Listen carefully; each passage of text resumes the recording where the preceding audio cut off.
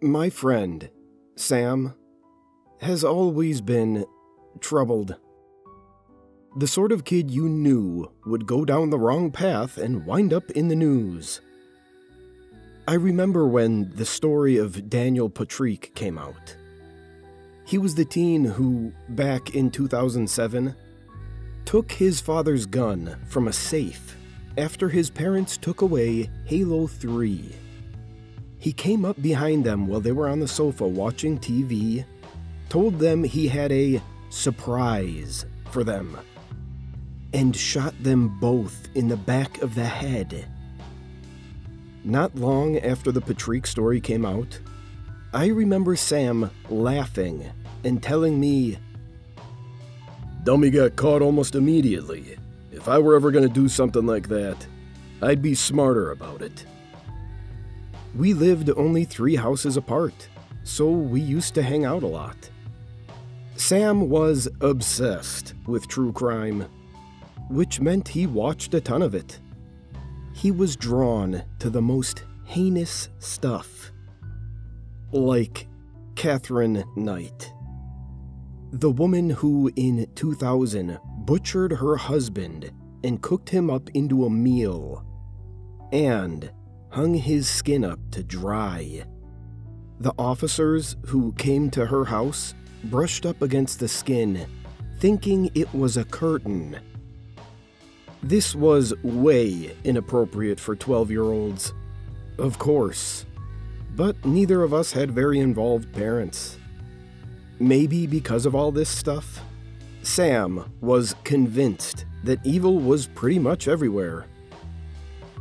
Dude, if this is how much we see, the people who are caught, how many do you think get away with it? Not many, I said, confidently. If they did, we'd hear about it in the news. People would be disappearing. But think of how many might be labeled accidents, but are really murders. Falls down the stairs, heart attacks. I bet so many people bump off their folks when they don't want to take care of them, or want their money. Doubt it. It would be so easy. I bet there's tons of murders sliding under the radar because people just don't expect you to actually kill. So easy. In hindsight, this conversation screams red flag. But as kids, we both had morbid fascinations with this stuff. But, by far, Sam's biggest obsession was the piano wire killer, who strangled 4 women in our city and was never caught. I found out from Sam's dad, not from Sam himself, that one of the victims was actually Sam's older half-sister. She was abducted in '99, when Sam was only 4 years old. Like all the victims, she was found naked, her body recovered from the tunnels under Nicollet Island. And finally, I understood the motive for his true crime obsession. He wanted to catch the person who'd killed his sister. He was trying to understand how it happened.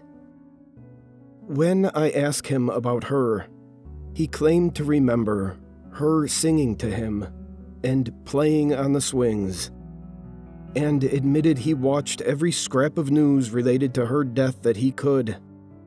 So that summer, I suggested we search. Go into the tunnels and look for clues. Bro! Sam's eyes lit up. That would be awesome.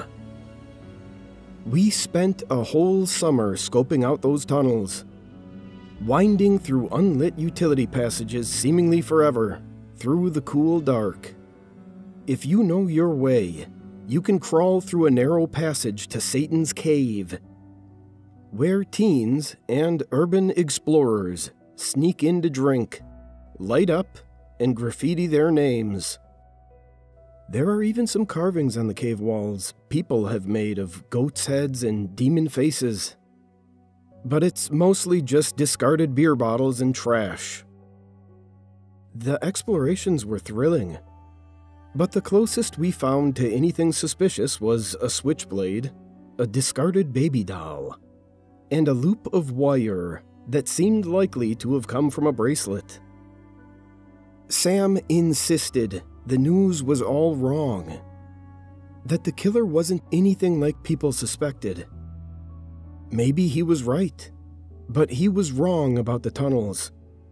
There was no evidence there of any killer whatsoever, piano wire or otherwise. After that summer, our interests shifted from true crime to video games.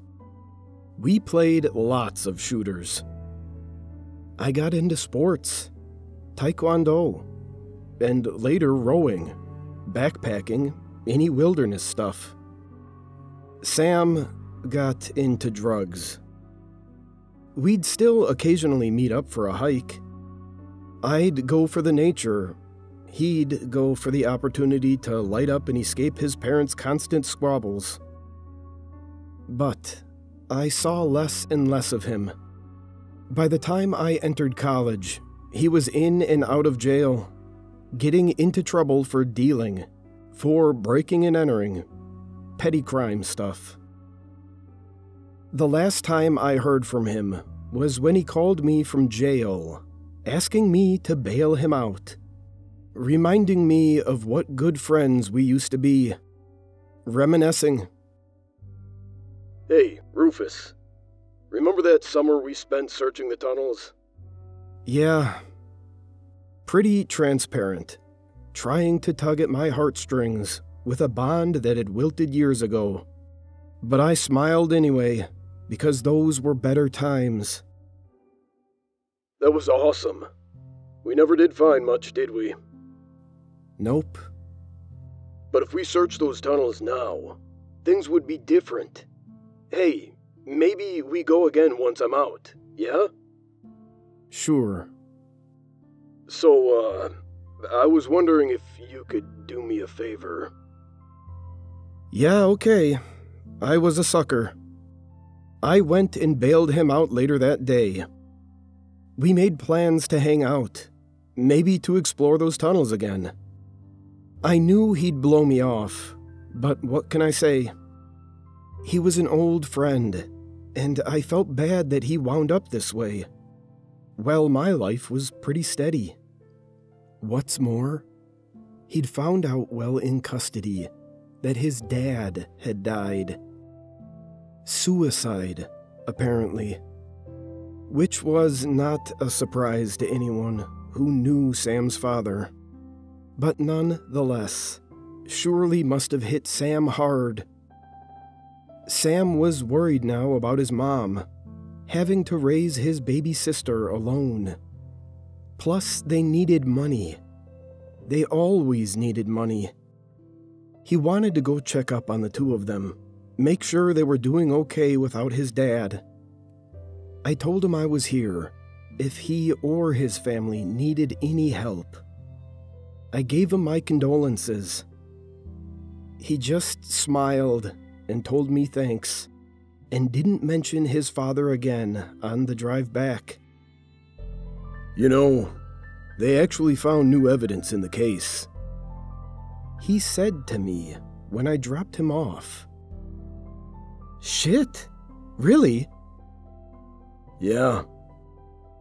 The ghost of a smile. I'll tell you about it next week.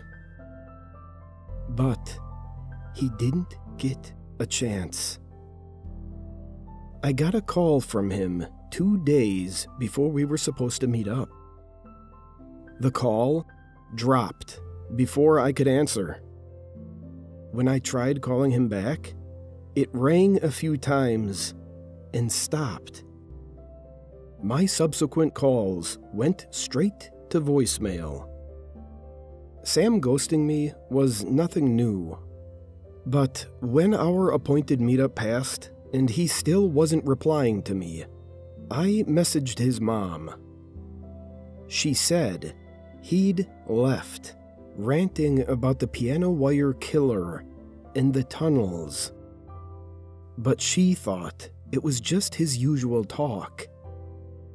He was always spouting big ideas and conspiracy theories, never amounting to anything. She started to complain how she'd thrown her back out, and with him running off again, there was no one to help but Macy, his little sister. The trash and laundry were too heavy for her to lift by herself. I told her I'd come by later. But now, I was truly worried for Sam. Called, messaged, even reported my concerns to the police. But they jumped right to assuming he'd skipped town to avoid a court hearing. Which was, I admit, a pretty plausible assumption. No trace of him anywhere. Still no signal from his phone.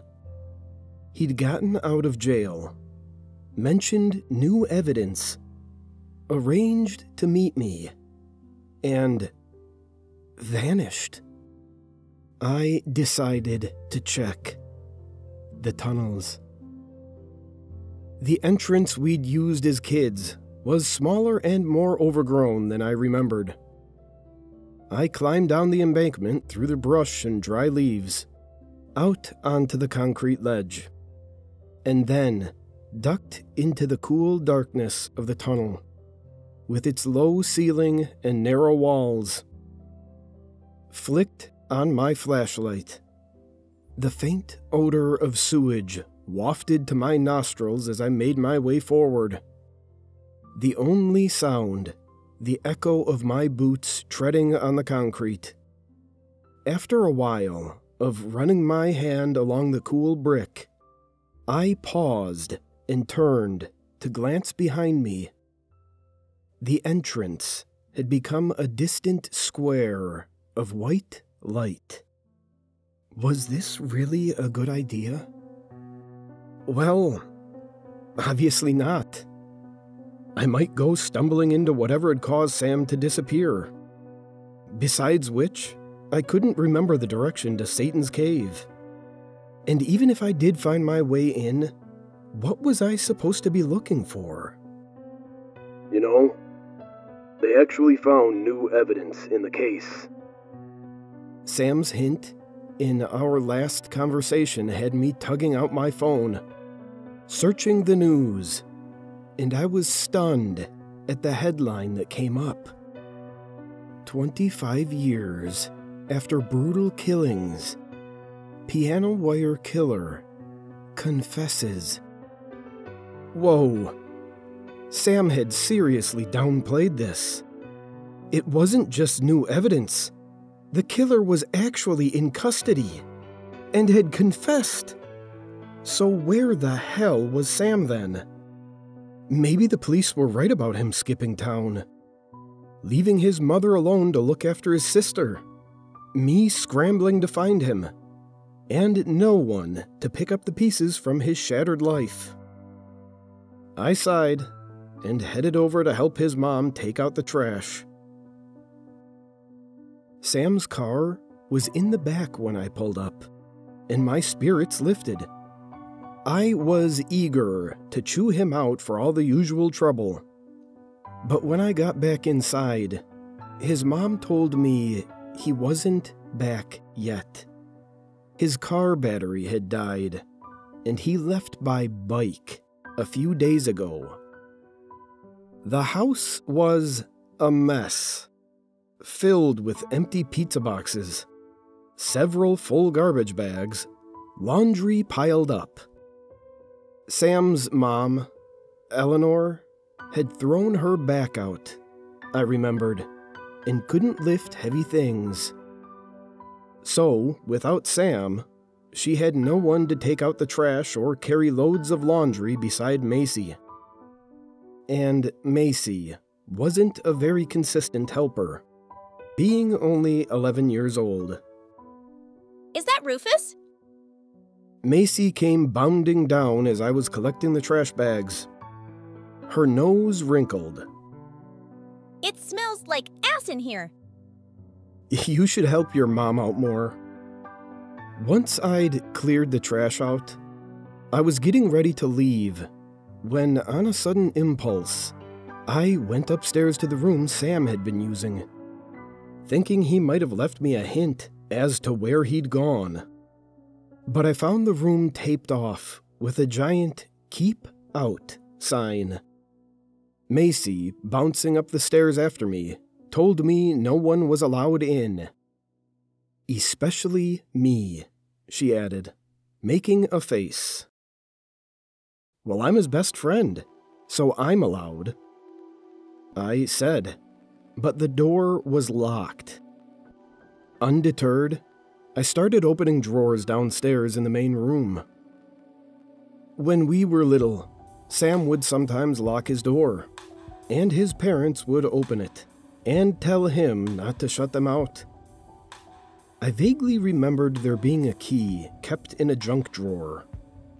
While searching, I called out to Sam's mom, asking if she'd heard anything from him. She shouted back from the basement, "He'll turn up eventually, like a bad penny." I grunted and opened a desk drawer. No keys, just old electronics and cell phones. And closed it. Then opened it again and blinked. Sam's cell phone? I recognized it from the day I bailed him out. As soon as I had it in my hand, its heavy solidity made my pulse ratchet up. I brought it out to my car and plugged it in, started up the phone. Couldn't get past the password. After a few more tries, I went back inside. Sam's mom was still doing laundry. I told Macy to go sit in my car, that I'd take her to get ice cream in a few minutes. And then I went upstairs. My heart was pounding harder now. The unpleasant odor still lingered, despite the garbage having been cleared out. Sweat pooled under my armpits as I peeled the tape off the door and put my shoulder against it. It didn't require much force. A couple of short bursts, and I flung it open. Sam's bed was unmade. Laundry on the floor. Dirty dishes. Messy, like his life. No sign of him. My eyes turned to the closet, to the faint stain of reddish brown on the carpet. I slid the door open, wobbly in its tracks. My eyes watered. The stench hit me like sewage and old meat. I closed the door and dialed the police. I bet there's tons of murders sliding under the radar because people just don't expect you to actually kill. So easy. After unlocking Sam's phone, the police discovered he'd been drafting me an email. It included a link to a more detailed article about the piano wire killer's confession. A confession to 3 of the 4 murders, but not to the murder of Sam's sister. Police suspected, even back in 1999, that it was a copycat killing. Suspected because the type of wire used to strangle her didn't match with the other victims. Over the years, I'd forgotten this detail. Sam never did. His mom was still downstairs when the police arrived, and I showed them his body, tucked into the closet and curled as if asleep. but rotting, leaking. Only later would the pieces fall into place. That even as a child, he'd suspected his mother of murdering the half-sister who was born from another woman. That the entire summer we'd explored the tunnels, that's what he was really looking for. Evidence to connect his mother to her death. We found nothing back then. But these past weeks, the piano wire killer's confession brought it all back. A confession Sam's father likely read. But by the time Sam got out of custody, his father was dead.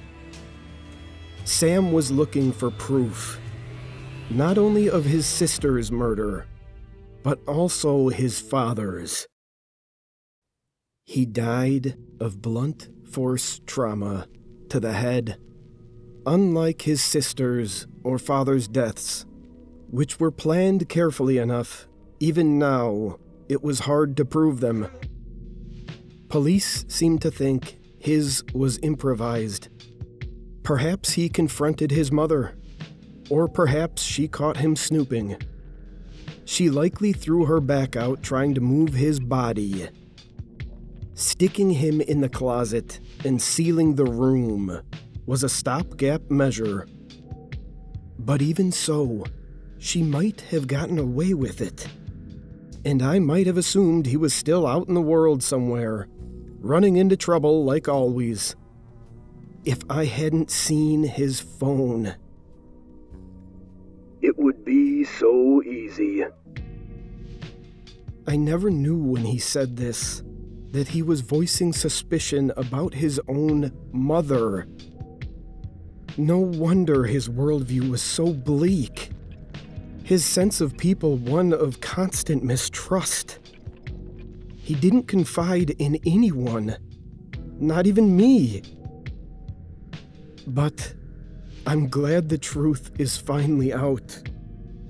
I just wonder how many deaths, how many assumed accidents, how many heinous misdeeds go flying under the radar like he says. I'm worried that my best friend has always been right.